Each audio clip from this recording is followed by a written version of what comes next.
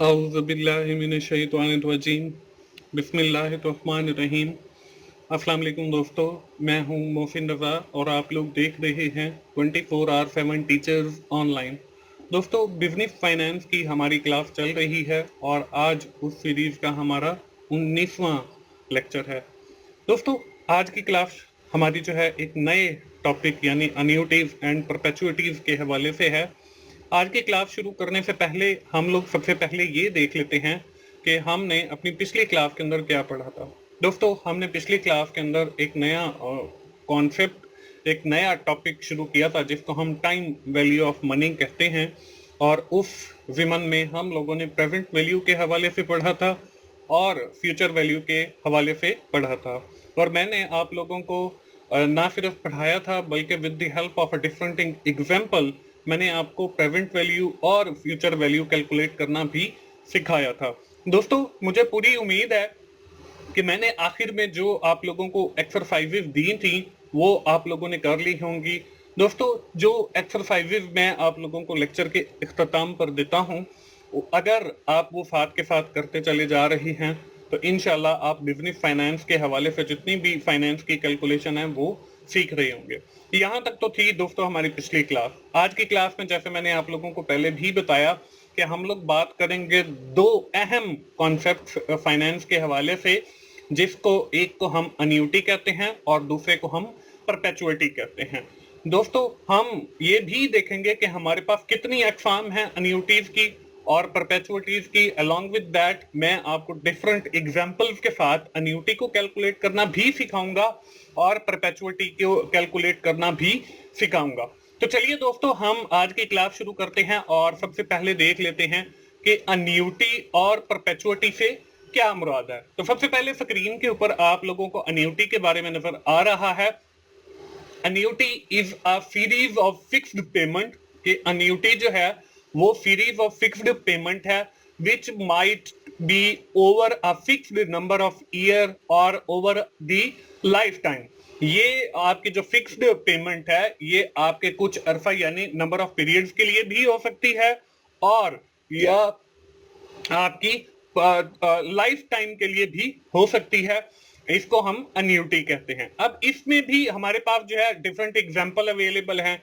हम जो monthly rent पे करते हैं ये भी अन्यूटी की एक एग्जांपल है। हम जो मंथली बिल पे करते हैं, चाहे वो टेलीफोन का हो चाहे आपका कोई भी हो, तो वो जो आपकी फिक्स्ड अगर पेमेंट है तो वो मंथली बिल भी आपका जो है अन्यूटी हो सकता है। उसके बाद मंथली इंश्योरेंस है, अगर वो फिक्स्ड अमाउंट है, वेरी नहीं करती फ्रॉम मंथ टू मंथ, तो ये भी आपकी अन्यूटी हो सकती है। इसके बाद दोस्तों दूसरी जो चीज होती है हमारे पास, इसको हम कहते हैं परपेचुइटी। अब परपेचुइटी क्या है? It is define as the annuity. ये बिल्कुल अन्यूटी की तरह होती है with infinite life making continual payment.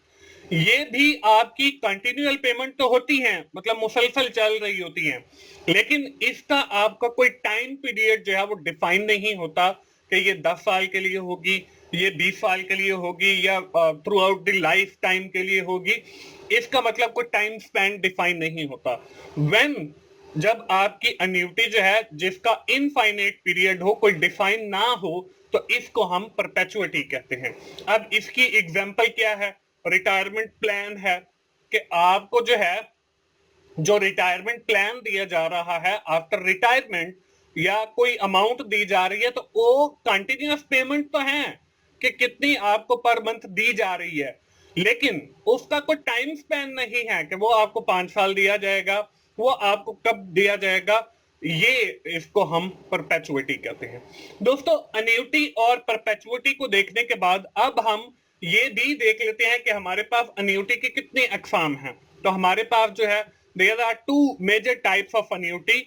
इसमें हमारे पास जो पहली अन्यूटी है इसको हम ऑर्डिनरी अन्यूटी कहते हैं। अब ऑर्डिनरी अन्यूटी क्या है? An ordinary annuity is a consist of series of equal payment at the end of each period. Ordinary annuity is also known as deferred annuity. ऐसी annuity या ऐसी equal payment जो आपको हर पीरियड के इख्तिताम को देनी पड़े। जैसे नॉर्मली हम ये कहते हैं कि हमारे जो इलेक्ट्रिसिटी बिल हैं वो 28 तारीख को जमा करवाए जाते हैं, या हम ये कहते हैं कि हमारा जो मंथली रेंट है वो हर माह की 30 तारीख को जमा करवाया जाता है। तो ऐसी annuity that is paid at the end of each period is known as ordinary annuity. इसी ऑर्डिनरी अन्यूटी को हम डिफर्ड अन्यूटी भी कहते हैं। इसके बाद हमारे पास अन्यूटी की जो दूसरी किस्म है इसको हम कहते हैं अन्यूटी ड्यू। अब ये अन्यूटी ड्यू क्या है?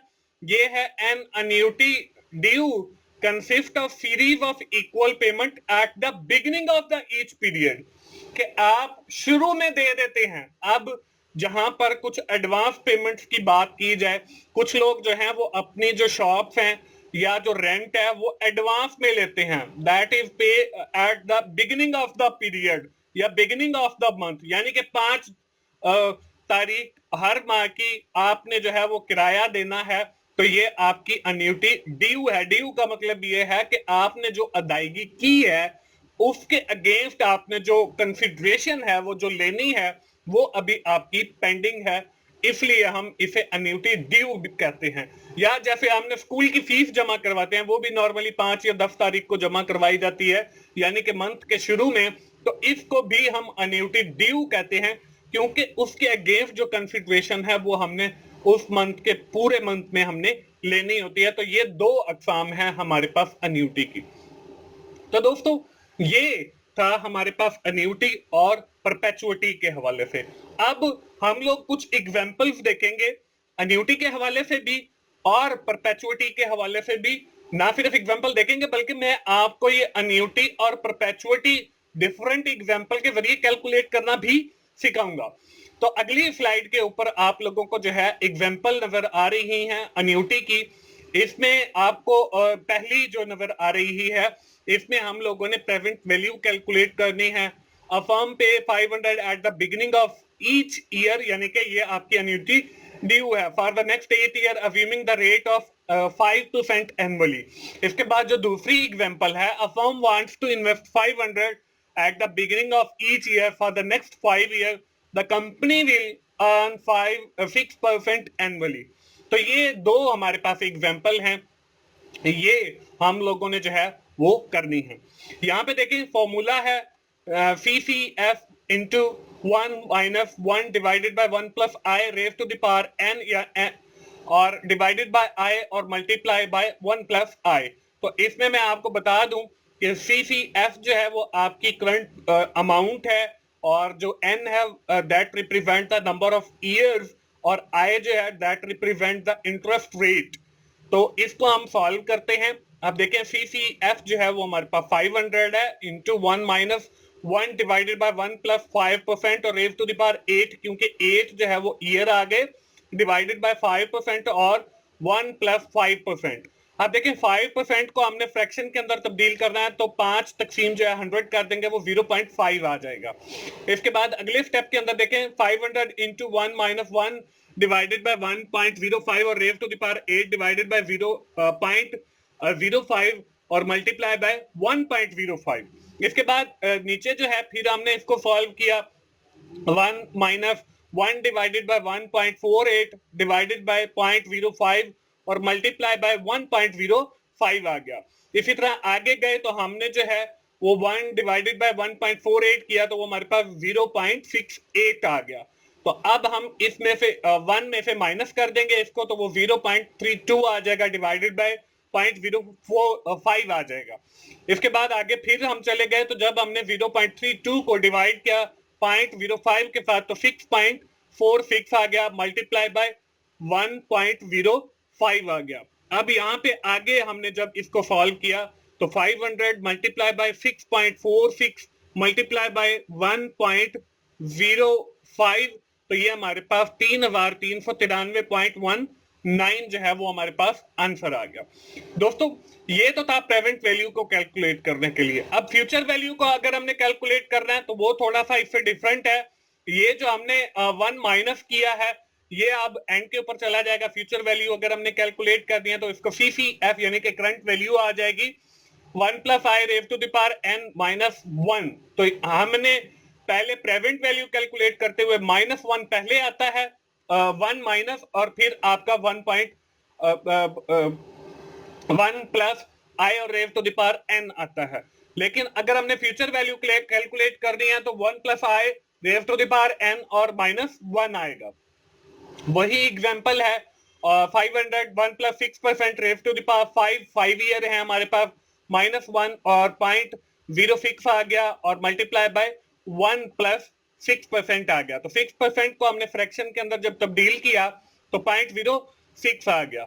आगे हमने फर्दर कैलकुलेट किया तो हमारे पास देखें 1 प्लस 0.06 है तो 1.06 रेव टू द पावर 5 और -1 आ जाएगा।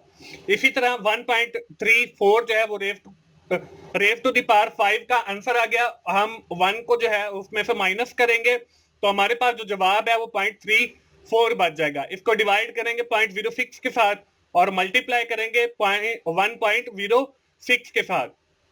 तो यहाँ पे देखें 500 इंटू 5.64 मल्टीप्लाई बाय 1.06, तो इसमें हमारा जवाब देखें फ्यूचर वैल्यू के अंदर 2988 जो है वो हमारा आंसर आ गया।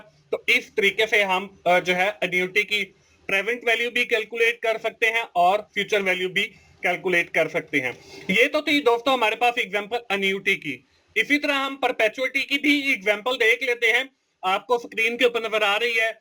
You would like to retire at the age of 60 and receive the income of Rs 2 lakh every year from the bank account for as long as you live।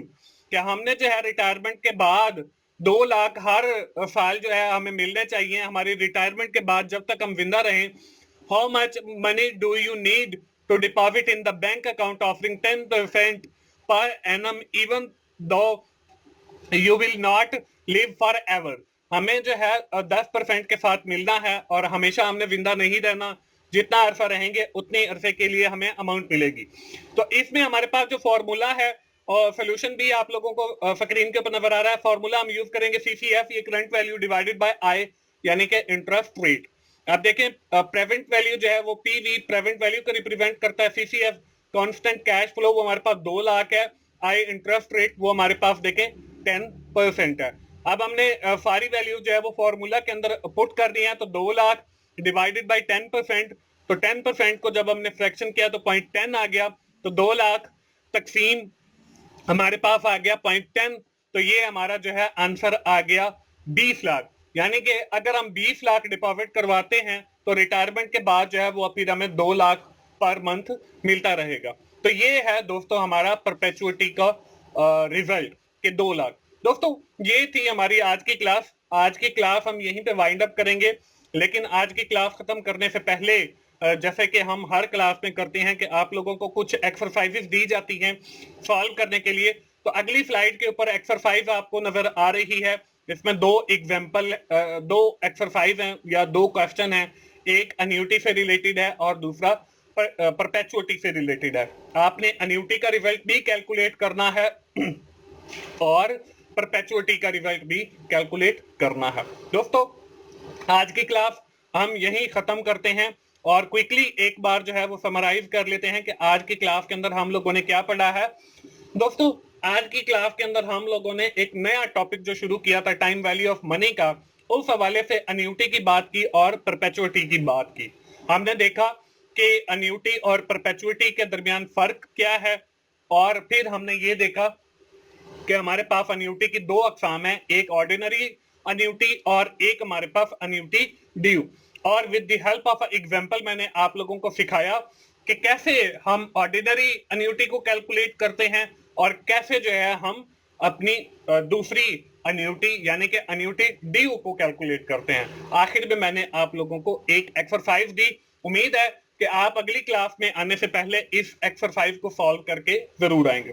दोस्तों ये थी हमारी आज की क्लास। आखिर में मैं फिर आप लोगों को यही कहूंगा कि अगर आपको मेरी वीडियोस अच्छी लग रही हैं तो आप उसे लाइक कीजिए, अपने दोस्तों के साथ शेयर करें, कमेंट जरूर किया करें और मेरा चैनल 24R7 टीचर लाइन जरूर सब्सक्राइब करें और साथ ही बेल के आइकन पर भी क्लिक करें ताकि जब भी मेरी कोई नई वीडियो आए तो सबसे पहले उसका नोटिफिकेशन आपको मिल सके। दोस्तों मिलते हैं अगली बिजनेस फाइनेंस की क्लास में, उस वक्त तक के लिए मोहसिन भाई को इजाजत दीजिए।